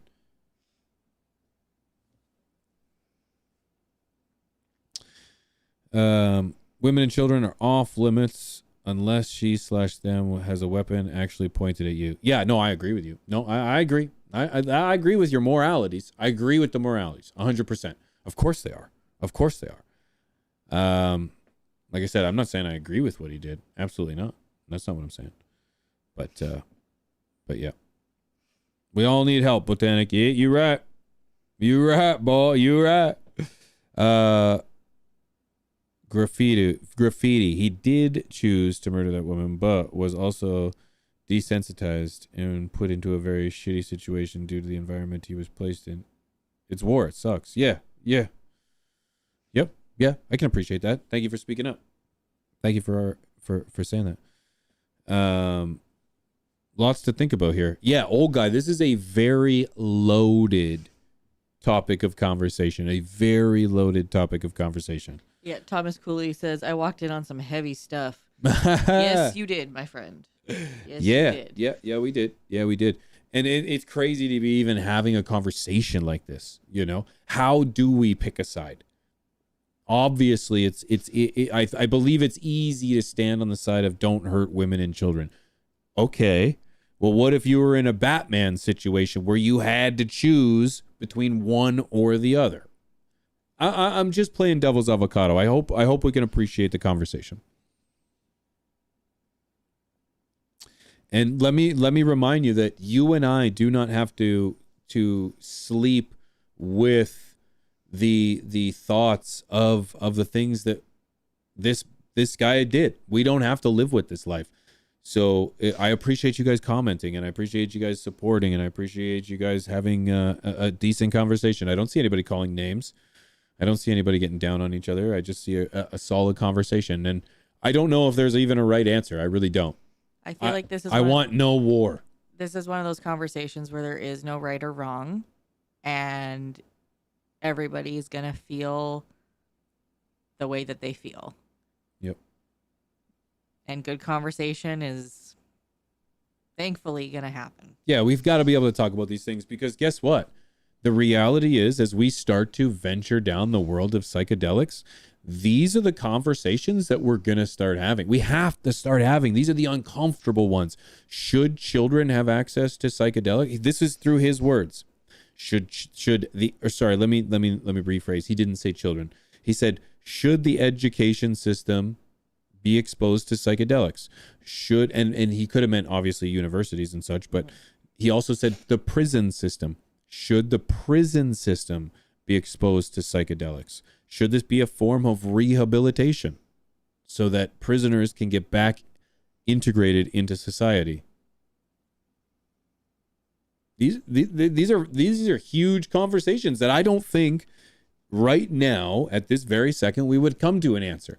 But I think through a intelligent, open conversation and debate, argument, which is another form of debate, another word for debate, we can get to at least some solid stances.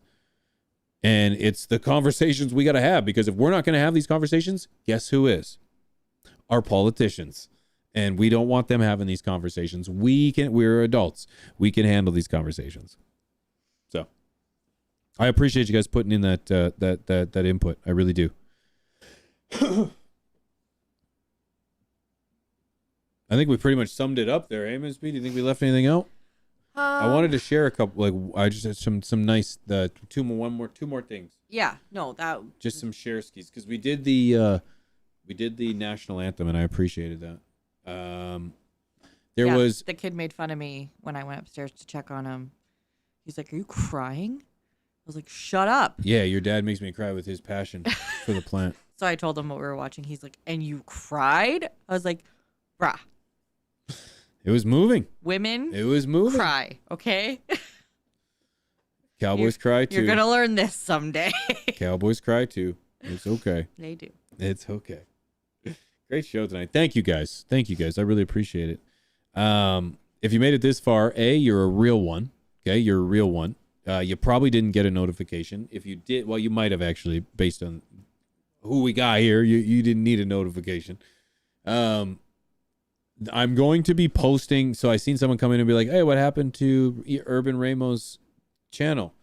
I'm going to be posting all the best clips and highlights of the show and stories, of the show over on my Daily Tokes and Trends channel. Okay? That's the link in the chat. Mrs. P's got you on both Twitch and YouTube right away.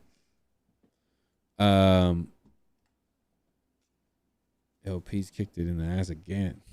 P's kicked it in the ass again. I appreciate you. That is still my favorite badge. What do you call it? Emoji thing. Which one is it? The one of Rob in his robe. Oh, dancing. yeah. He's a dancer, that one, Bo. Makes me laugh every time I see it. Follow on the Tokes and Trends channel. I also want to share with you guys, I had a beautiful conversation with the lovely and talented Dr. Riley Kirk.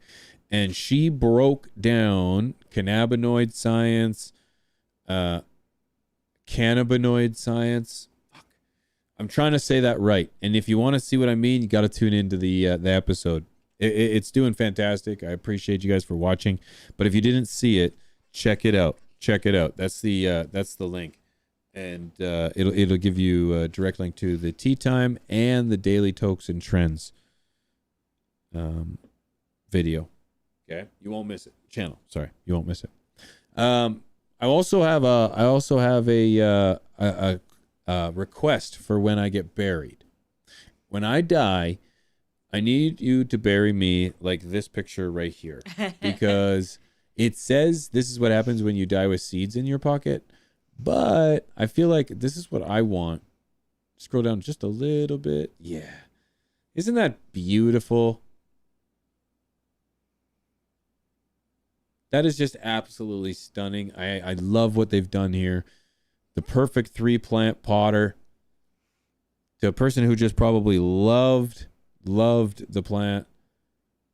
This is beautiful. Absolutely beautiful. And I would love to be passed on in this form. Because if you remember the story we covered where the granddaughter or the daughter had her dad grown in the ashes or the ashes. Yeah. Mix the ashes with mixed the the dirt. ashes in the fertilizer and then grew some weed and then got to smoke her dad. Oh my god. Which is kind of cool. I think that's kind of very sweet. So that's really cool. I really like that. If you go to my likes again, Mrs. P, there was a couple trips that I wanted to take that I forgot to mention. But first, after this, but just get ready because we're gonna we're gonna do a new segment called Baking with Pigeons. Actually, Mrs. P, can you hit the effects button on the mixer, please? Bottom right or FX. Baking with Pigeons. That was fantastic. Very well coordinated. Love it. I would like to show you guys how to make brownies. Okay. Next, I'm not going to show you how to make brownies. I would like to show you the results of a brownie competition. No, I shouldn't say brownies. This wasn't brownies. This was fudge. I would like you to see the results of a fudge competition. Okay? Check this out. So this right here is fudge. Fudge with peanut butter mix. With a peanut butter mix. But I just love how blonde fudge. It's blonde fudge. I'm not going to glorify this peanut butter fudge in any sense of the word. However, this fudge just looks very thick. Oh, very fudgy. Very fudgy. And I could get down with that in a documentary style fashion. Yep. Non-glorified. Glamorous. Fudge. Yep. Got another fudge. This one's, I don't even know. Yes. Yes, as in like good clip, Mrs. P. This is the clip I was thinking of. Yep. That's a good consistency of fudge. Very consistent fudge. Don't look at me. Look at we're going to do it again. Some may actually confuse this with kangaroo poop. But it's fudge. Very good quality. Reese's Pieces. Yeah. Reese's, one more time. One more time. It's Reese's Pieces. Reese's Pieces fudge. Baking with P. Yep. Yeah. I got one more. Oh, we got one more. That's right. More fudge. Isn't it beautiful? It's not beautiful. It's very sticky. It's the taffy-like substance here. As good fudge is. It's not good. Tasty fudge. Isn't that something to look at, eh? It's actually grease that goes around. It's the wax that goes around your toilet seal. It does kind of look like that. Isn't that something, that wax that goes around your toilet seal?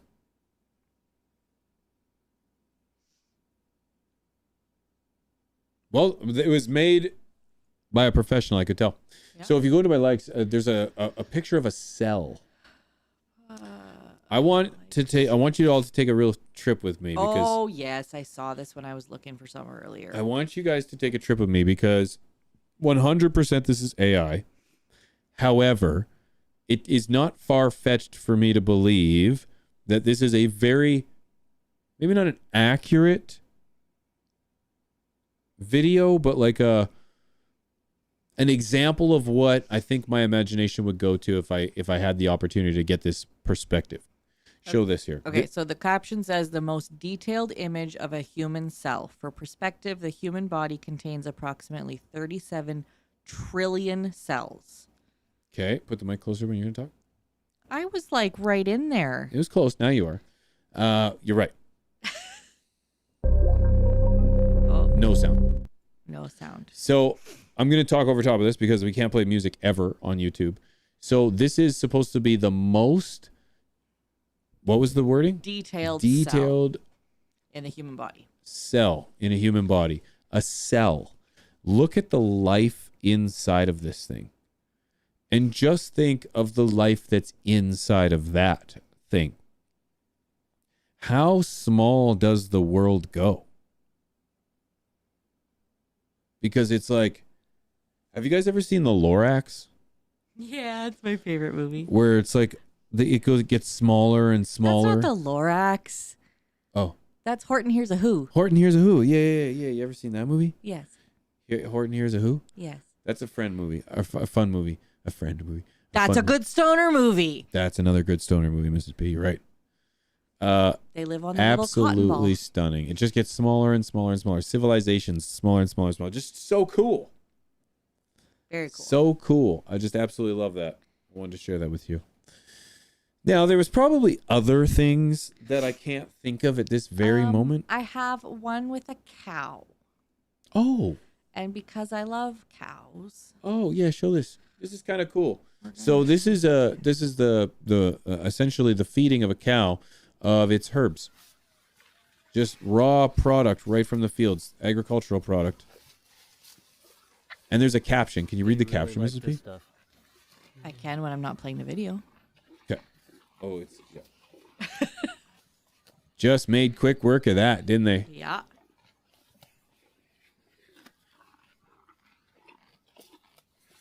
Oh, those are happy cows.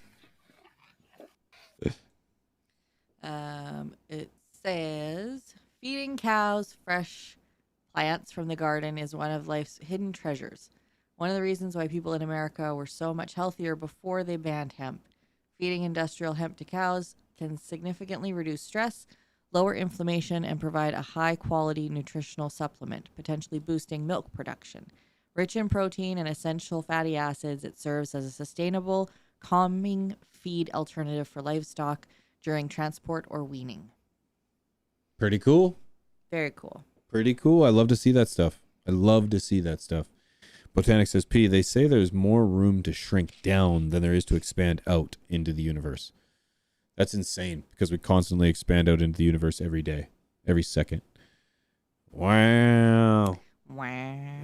Yeah, that's stoner stuff, ladies and gentlemen. So what is your favorite stoner show out there? You know it's Tea with P, baby. Now every Wednesday, 9 p.m. Central. Tea with P is new day, 9 p.m. Central. You guys know next week everyone's going to be like, oh, you're a day early, P. What happened? What's going on? It's new day all summer, 9 p.m. Wednesday. Your number one source for all things nudes, culture, science, health, you name it. Nothing is off the table here because discussion is important and it's important that we have it together. So thank you guys for being here. I appreciate for everybody that tuned in on Twitch, man. Huge shout out to everybody that tuned in on YouTube. Thank you guys for hitting that like button. If you haven't hit the like button, it's not too late. Do me a favor, throw some thumbs if you enjoyed the show. We're going to be back next week, and I sure hope that I'll see your faces there. Okay? Any shout outs on Twitch, Mrs. P? Did new followers?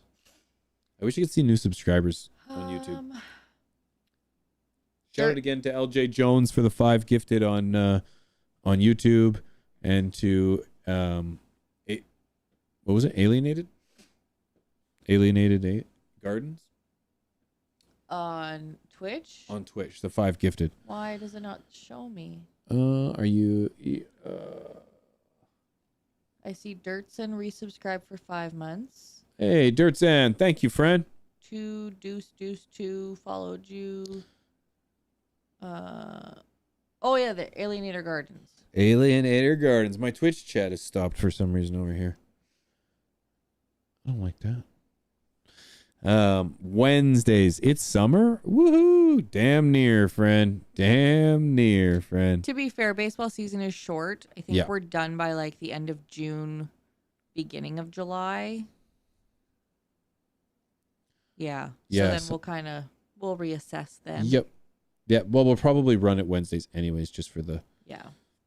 Well, and who knows what hockey season will bring? Maybe we'll be on Wednesday nights in hockey. Maybe it'll we'll be on Thursdays. Yeah, we just never know. We just never know. But we're trying to make things work around a family schedule here, friends, because although it looks like we're coming from James Cameron Studios, we're actually at Universal Studios. So I just need you to know that it's a family operation here, guys. We're in our basement having the time of our lives with you guys, and I appreciate you guys. So we're just trying to wedge family time in there while also chasing our dreams. I always say there's a fine line between chasing your dreams and raising a family, and you can't let up on either one. Both are very important, and so I appreciate you guys for being a part of my my other time. This is my favorite stoner show. Thanks, Double A. I appreciate you, man. Mine too. Big love to all the community. Remember to love your YouTube channels and watch and share them with your friends. I appreciate that, Norma G. Thank you. Thank you. L Dig, is that what you heard? What? See ya, Absolute. Thanks for the conversation today. Thanks everybody for participating in the conversation. You used to be on Wednesdays. You're going back to your original day? Yep. Yeah, this is our summer time slot. And then the Thursday is our winter time slot. And you might think, well, what about fall and spring? Well, we're in Canada. We don't have those.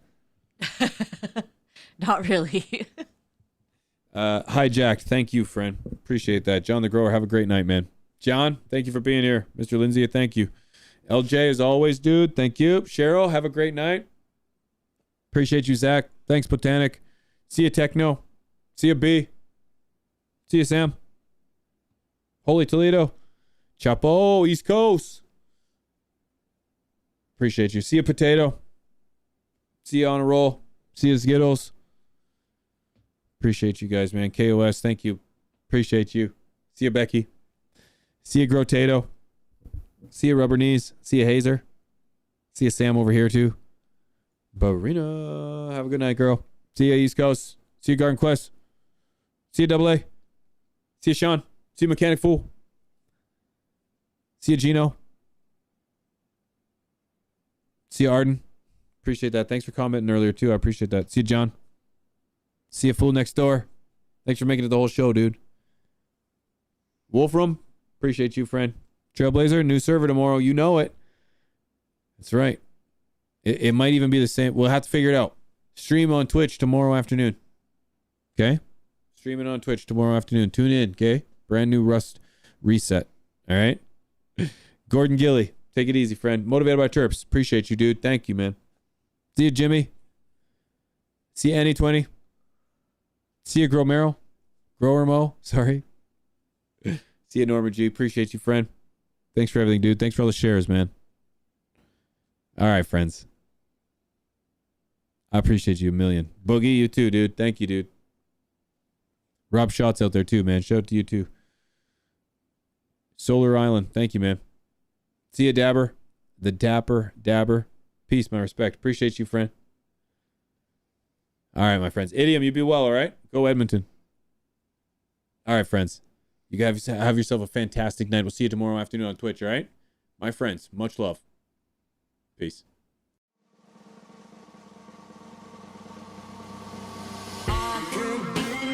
Diamonds so pearls, and I will wanna take you traveling the world. I'm gonna love you, babe. Cross my heart and hope to die.